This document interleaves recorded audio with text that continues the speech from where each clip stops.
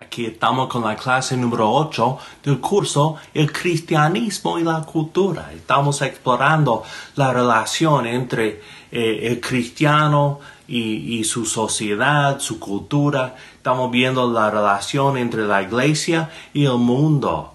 La vez pasada estuvimos viendo los escritos de Juan y lo que él dice del mundo, como los cristianos estamos en el mundo, pero no somos del mundo, como Jesús fue enviado al mundo y sus seguidores también, pero el mundo rechazó a Jesús y el mundo odia a los seguidores de Jesús.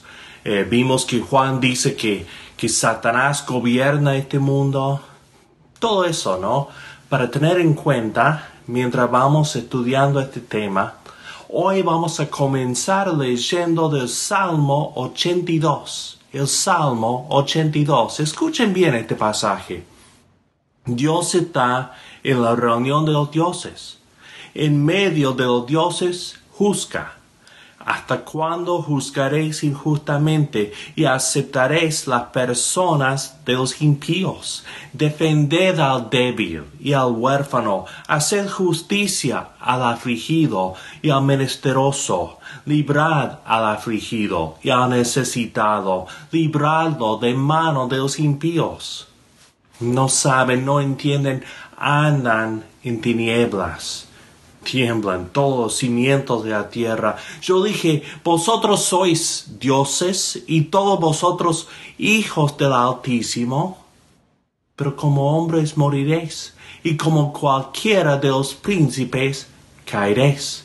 Levántate, oh Dios, juzga la tierra, porque tú heredarás todas las naciones. Qué pasaje interesante. Sabemos que los judíos eran monoteístas, o por lo menos deberían haber sido monoteístas. Muchas veces ellos adoraban a otros dioses, pero en su fondo creían en un solo Dios.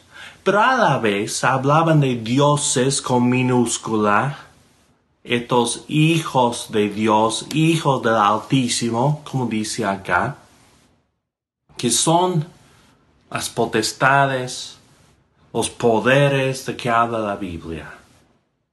Vamos a ver un poco más de esto, pero tengamos en cuenta que la Biblia toma muy en serio esto de que más allá de nuestro mundo hay algo. Los griegos y los romanos en su cosmología veían a los dioses como seres lejanos, seres distanciados, apartados del mundo, que intervenían de vez en cuando, pero generalmente no tenían mucho interés en los seres humanos. Y los humanos sufrían por los caprichos de los dioses. No había una relación entre el monte Olimpo de los griegos y el mundo normal. Solamente cuando por ahí los dioses querían hacer problemas para los hombres, o querían jugar, o querían hacer guerra. Pero no había entre los adoradores de estos dioses y sus dioses una relación. Y no había ninguna relación entre los estados, los países y sus dioses. Ahora, hoy en día hay algo parecido. La cosmología moderna básicamente dice que este mundo es todo. Que no hay ningún ser supremo, no hay ningún Dios, no hay ningún creador. Y que todo ocurre por la voluntad humana. Y todo ocurre por lo que hace la humanidad entre sí. Pero los hebreos lo veían de otra forma. Los hebreos veían una relación directa entre el mundo invisible, el mundo espiritual y el mundo físico que vemos, en que vivimos. Ellos creían que lo que pasaba en los lugares celestiales afectaba a la tierra y tenía un impacto directo en la tierra. Y que nuestro Dios decidió tener una relación con la familia de Abraham. un pueblo escogido, y que ellos son el pueblo de Dios, y que los otros pueblos pertenecen a otros dioses. Y ellos veían que estos dioses, estos poderes, tal vez sea mejor decirlo así, porque no son iguales a nuestro Dios. Él es el Dios altísimo. Ellos son dioses con minúscula. Pero estos otros dioses manejan las otras naciones. En Deuteronomio, capítulo 32. Algo que no se ve tan bien en la Reina Valera. Yo hubiera traído otra versión. Pero algo interesante en los versículos 8 y 9.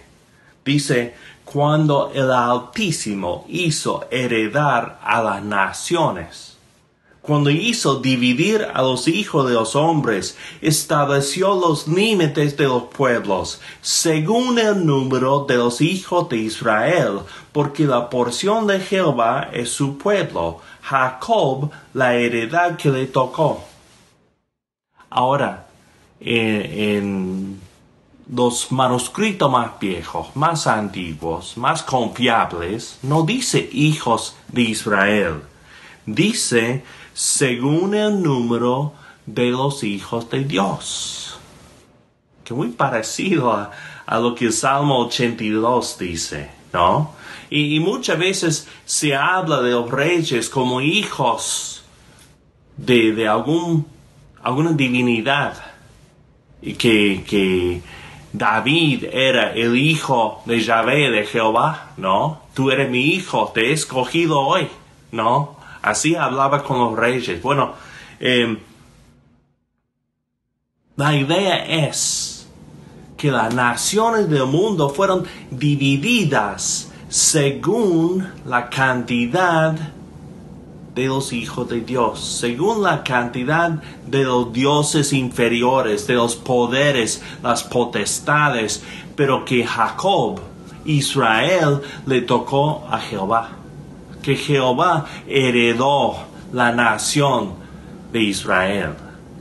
Y es un concepto que si vamos viendo, lo vemos en muchas partes de la Biblia, que hay otros poderes que están ejercitando poder, ejercitando influencia, ¿no?, sobre las naciones.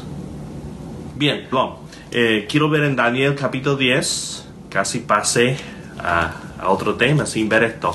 Daniel 10, donde Daniel está contemplando la visión que ha visto, que ha estado orando, pidiendo que Dios le aclare esta visión. Se ve que ha pasado semanas orando. Y si comenzamos en el versículo 10 de Daniel 10, dice, y aquí una mano me tocó e hizo que me pusiese sobre mis rodillas y sobre las palmas de mis manos. Y me dijo, Daniel, varón muy amado, está atento a las palabras que te hablaré y ponte en pie, porque a ti he sido enviado ahora. Mientras hablaba esto conmigo, me puse en pie temblando. Entonces me dijo, Daniel, no temas, porque desde el primer día que dispusiste tu corazón a entender y humillarte en la presencia de tu Dios, fueron oídas tus palabras, y a causa de tus palabras yo he venido. Mas el príncipe del reino de Persia se me opuso durante 21 días. Pero aquí Miguel, uno de los principales príncipes, vino para ayudarme y quedé allí con los reyes de Persia. Otro pasaje que nos hace pensar, pero ¿cómo es que este ángel venía y el príncipe del reino de Persia le detuvo? ¿Será un hombre? No creo. ¿Será el rey de Persia? No. Pero fíjese cómo habla de Miguel, porque Miguel lo conocemos del libro de Apocalipsis también. Miguel es el comandante de las huestes de Dios, el que lucha contra Satanás en el Apocalipsis. Y acá se le llama un príncipe. Miguel no es un hombre, Miguel es un ángel. Y se supone que el príncipe de Persia también es un poder celestial, un ser espiritual, no es un hombre. Pero él pudo luchar contra este ángel, detenerlo hasta que Miguel viniera para rescatarlo. Interesante, ¿no? Porque no cabe dentro de lo que normalmente pensamos. Pero tenemos que ver que los hebreos entendían que el mundo espiritual y el mundo físico estaban interconectados y se afectaban entre sí. Ahora, la pregunta es, si la Biblia es palabra de Dios y refleja no solamente ideas humanas, sino las ideas de Dios y las realidades espirituales, ¿no debemos ver el mundo así también? ¿No debemos comprender que los poderes que existen afectan a las naciones, afectan al mundo, ¿no? Cuando estuvimos viendo lo que Juan dice sobre el mundo, vimos que Satanás domina este mundo.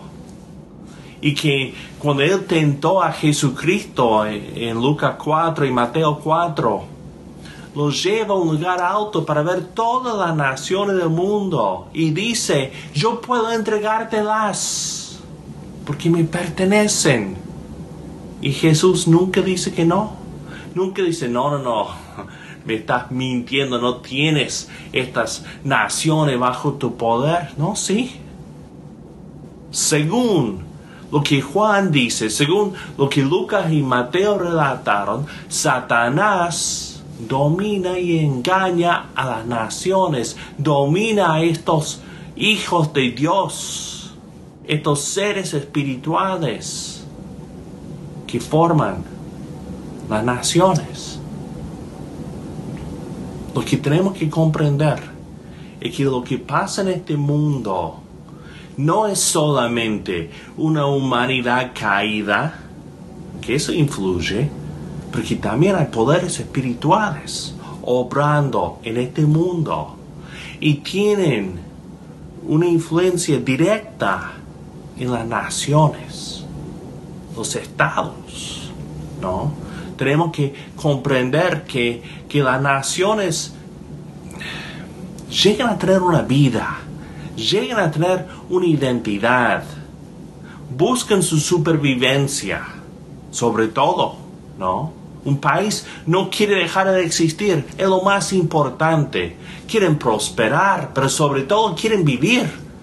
No quieren desaparecer de la tierra.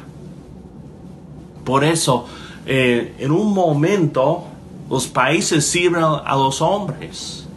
En un principio, es parte de la organización humana, pero después el Estado llega a ser más importante que sus miembros. Y defender la patria llega a ser la cosa más importante. ¿Por qué? Porque son poderes. Ahora vamos a pensar en Pablo, un hombre que se crió en el ambiente greco-romano, nació en Tarso, se crió conociendo la cultura griega romana, pero también era judío. Conocía lo que la Biblia dice y él habla de estos temas. Él habla de las potestades. Vamos a ver unos cuantos pasajes. Comencemos Romanos 8. Romanos 8, los últimos versículos. Y estos están por orden de apariencia en la Biblia, ¿no? Romanos 8, 38 y 39 dice, por lo cual estoy seguro que ni la muerte, ni la vida, ni ángeles, ni principados, ni potestades, ni lo presente, ni lo porvenir, ni lo alto, ni lo profundo, ni ninguna otra cosa creada nos podrá separar del amor de Dios que es en Cristo Jesús, Señor nuestro. hermoso. Yo me acuerdo, yo leí esto cuando era recién convertido y lo tomó como el pasaje mío, ¿no? Pero no me fijaba bien en lo que dice. Habla de cosas que podrían separarnos de Dios, que podríamos pensar que podrían separarnos de Dios. La vida o la muerte. Lo alto, lo profundo. El presente o el porvenir. O los principados y las potestades. Que son poderes que operan en nuestro mundo, que afectan a nuestro mundo, que tienen influencia en los gobiernos, tienen influencia en los estados. Y uno mira y dice, ¿podría separarnos de Dios? Y Pablo dice que no. 1 Corintios 2, versículo 8. Comenzando con el 7. Mas hablamos sabiduría de Dios en misterio, la sabiduría oculta, la cual Dios predestinó antes de los siglos para nuestra gloria, la que ninguno de los príncipes de este siglo conoció, porque si lo hubieran conocido nunca habrían crucificado al Señor de gloria. ¿Está hablando de Pilato? En cierto sentido sí. Herodes sí.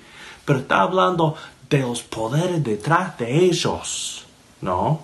Que no es solamente un romano o un judío o un semijudío, un idumeo como Herodes, que crucificaron a Cristo, sino que son los poderes de este mundo, que fue justamente en su crucifixión en que Cristo triunfó sobre esos poderes, porque cuando lo crucificaron, Él ganó la victoria.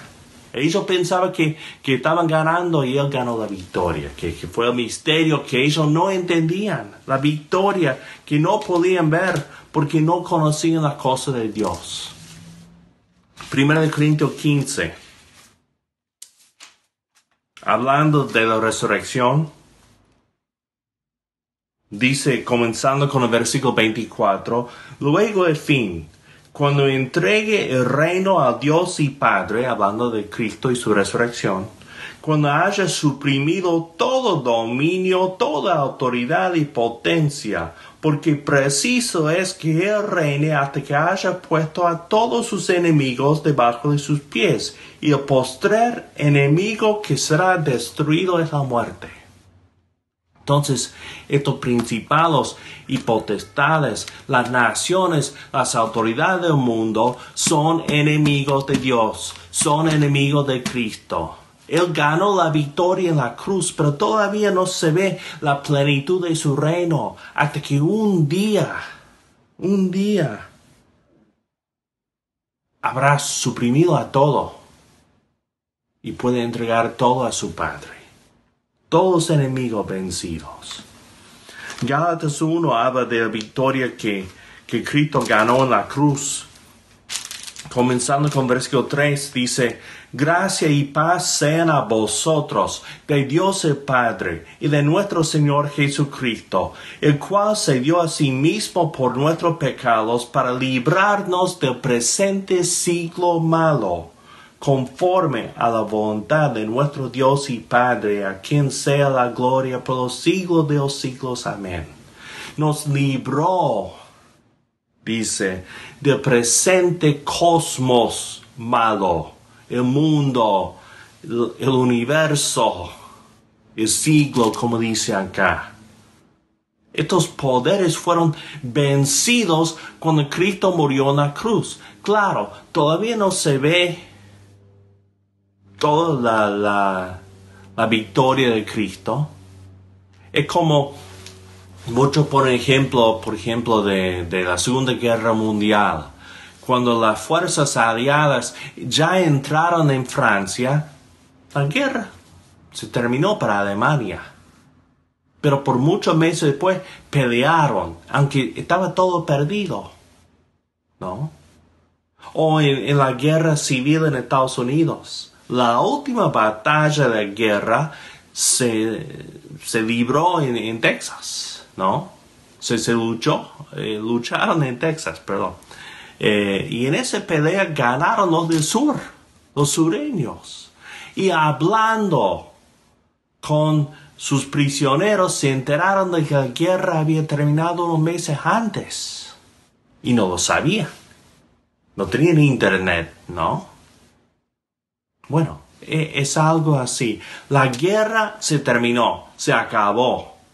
Pero todavía hay peleas, todavía hay resistencia. Cristo es Señor, pero no se ve en todo, ¿no? No se ve su señorío en todo. Pero Él en la cruz nos libró de estos poderes y potestades. Efesios 1:20. Unos versículos antes. Bueno, en el 19 habla del poder de Dios que opera en nosotros. Y en el 20 dice, la cual operó en Cristo, resucitándole de los muertos y sentándole a su diestra en los lugares celestiales, sobre todo principado y autoridad y poder y señorío y sobre todo nombre que se nombra no solo en este siglo, sino también en el venidero. Que Cristo en su resurrección ya fue elevado por encima de todos estos poderes y potestades. Por un tiempo estaba por debajo de ellos como ser humano, pero ahora reina, ¿no? En el capítulo 2, 1 y 2 dice, y Él os dio vida a vosotros cuando estabais muertos en vuestros delitos y pecados, en los cuales anduvisteis en otro tiempo, siguiendo la corriente de este mundo, conforme al príncipe de la potestad del aire, el espíritu que ahora opera en los hijos de desobediencia. Existe este poder y todavía opera en los que no son de Dios. La guerra ya se ganó, pero no ha terminado. Las batallas siguen y el maligno, aunque ha sido vencido, sigue luchando, ¿no? Efesios 3, 10. Hablando del misterio de la iglesia, dice, para que la multiforme sabiduría de Dios sea ahora dada a conocer por medio de la iglesia a los principados y potestades en los lugares celestiales. Dice que la iglesia está declarando estos poderes que Cristo ya reina, que las naciones ya pertenecen a Dios, que no son de los hijos de Dios, no son de los otros dioses, que Dios está tomando el poder. Nosotros en la iglesia, la nación, que salimos de estas otras naciones para formar la nación santa de todas tribus y razas y naciones, nosotros estamos declarando estas potestades y principados que Jesucristo es Señor y que las naciones de este mundo pertenecen a nuestro Dios. Efesios 6:12, un pasaje conocido. Dice, porque no tenemos lucha contra sangre y carne, sino contra principados, contra potestades, contra los gobernadores de las tinieblas de este siglo, contra huestes espirituales de maldad en las regiones celestiales. Tenemos que comprender que una batalla cósmica, una batalla no solamente con influencias humanas, no solamente con una cultura que va cambiando, con un gobierno que a veces se pone en contra, a veces a favor, como se le dé la gana, pero que estamos luchando contra poderes. Y eso es tal vez lo más importante que estamos hablando en esta clase. De que hay un mundo espiritual que está obrando en las naciones de este mundo, que la Biblia los llama los principados, las potestades, los poderes. En Colosenses 1:16.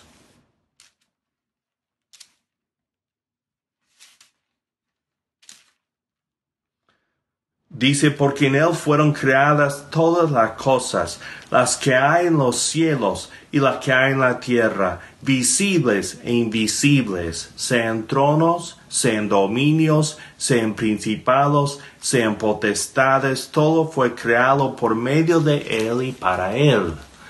Existen estas cosas invisibles que también afectan a lo visible, son tronos humanos afectados por potestades y principados.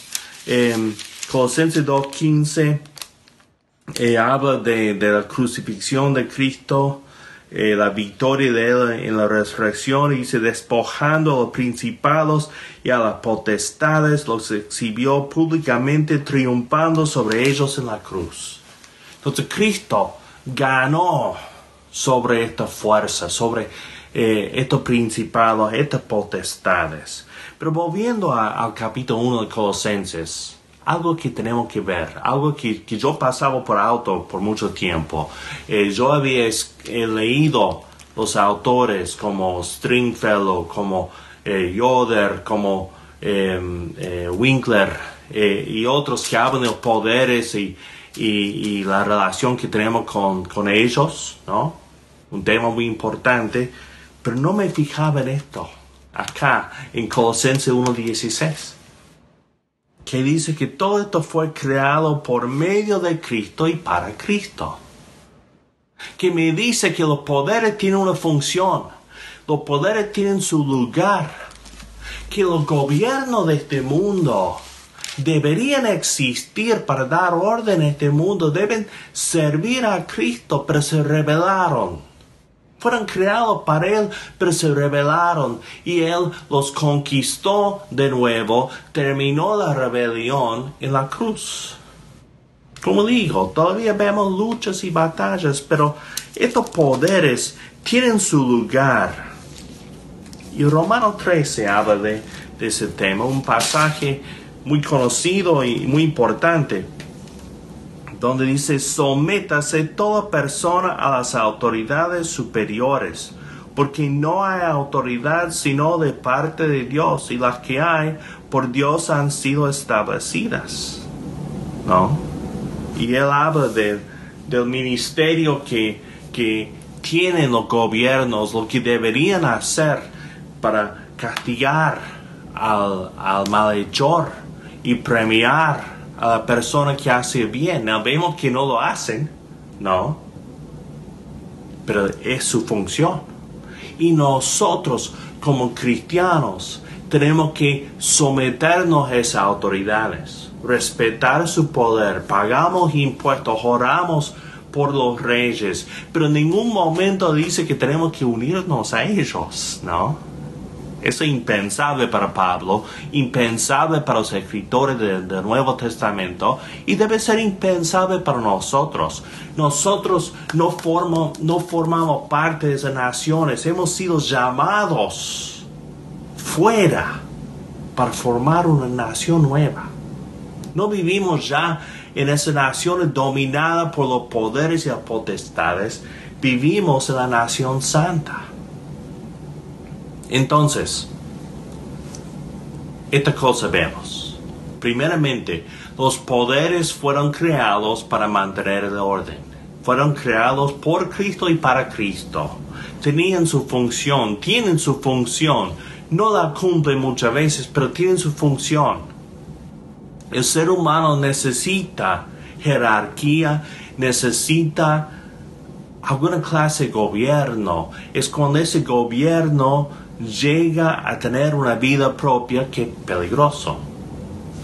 Yo le comento, en las elecciones que tenemos acá en Estados Unidos, todos podemos votar, si cumplimos ciertos requisitos, pero casi todos podemos votar.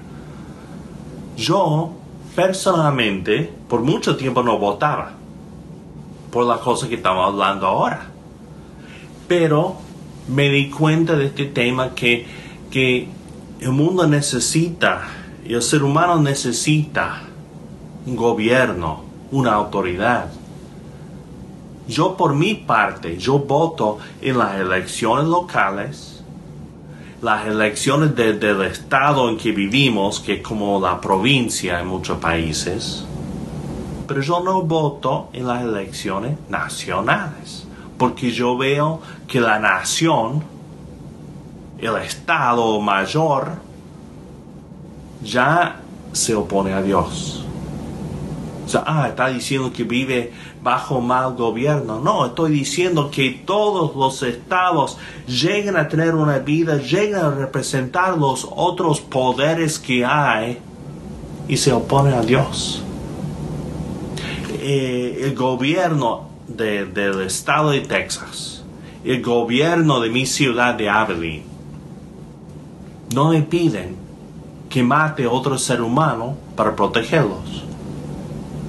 No piden que yo envíe a mis hijos para formar parte de un ejército para mantener este estado. Pero el estado mayor sí. El estado mayor exige una lealtad. Pide que juremos lealtad. Cuando nuestra lealtad es para con Dios. Entonces, los poderes fueron creados para mantener el orden y tendrían que ser siervos de Dios. Ese punto número 2. Fueron creados para mantener el orden, tendrían que ser siervos de Dios, pero están en rebelión y oposición a Dios. Las naciones del mundo.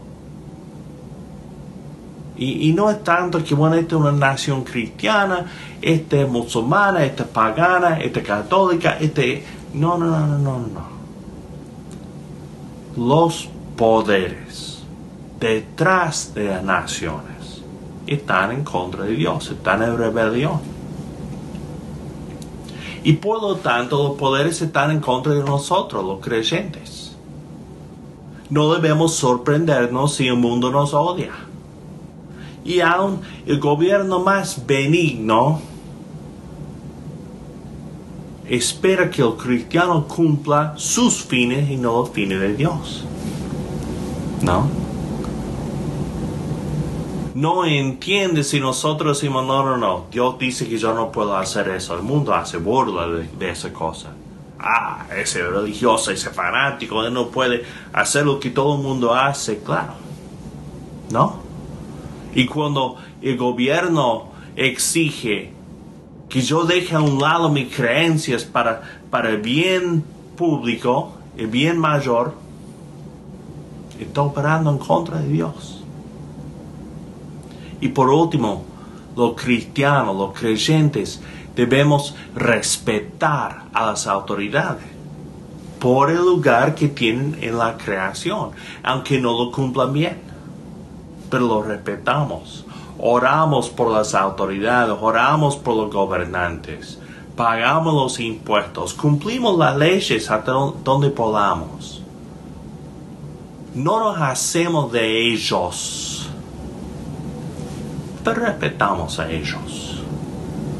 Es un tema complicado, podemos hablar mucho más de esto, pero más que nada yo quiero que comprendamos que la Biblia dice que detrás de todo lo que vemos hay una realidad espiritual que va en contra de Dios. Si no es directamente de Dios, va en contra de Dios. No es solamente un mundo caído, hay fuerzas que operan en contra de Dios y su pueblo. Bien, vamos a tener un examen no después de esta clase, sino después de la clase que viene. Va a cubrir 5 clases, lo que vimos del pueblo de Dios y la cultura, o sea, los cambios culturales que vemos en la Biblia. La clase número 6, donde hablamos de que somos extranjeros y peregrinos en este mundo. Deben saber la diferencia entre un turista, un peregrino, un inmigrante y un embajador, que nosotros somos embajadores. Deben poder hablar de ese tema, deben conocer lo que Juan dice acerca del mundo, los puntos que vimos ahí. Yo quiero que conozcan esos puntos. Lo que hemos hablado hoy de los poderes, que pueden explicar un poco. Yo sé que no es un tema muy fácil, pero básicamente la idea de que, las otras naciones pertenecen a otros poderes y que algún día pasarán a ser de Dios, como dice en Apocalipsis, como dice en el Salmo 82. Yo quería volver a leer ese último versículo y me olvidé a hacerlo, donde dice: levántate, oh Dios, juzga la tierra, porque tú heredarás todas las naciones. Dice que Deuteronomio dice que la heredad de Dios era Israel, pero este Salmo y el Apocalipsis dicen que las naciones pasarán a ser de nuestro Dios. Las otras naciones, todas las naciones.